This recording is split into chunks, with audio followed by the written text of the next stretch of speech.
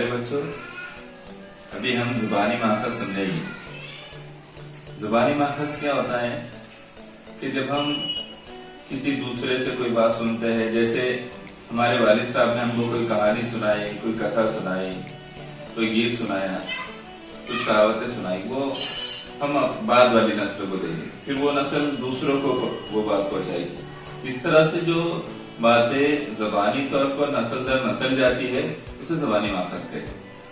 اس میں کون کون سی چیزیں شامل ہوتی ہیں؟ تو اس میں لوک گیت ہوتے ہیں، سرگزشت ہوتی ہے، شلوک ہوتے ہیں، کہاوتیں ہوتی ہے، کہانیاں ہوتے ہیں، ابھنگ ہوتے ہیں، پواڑے ہوتے ہیں اور کچھ فرضی حکایات ہوتی ہے۔ یہ سب مل کر جو ہے زبانی ماخذ بنتے ہیں۔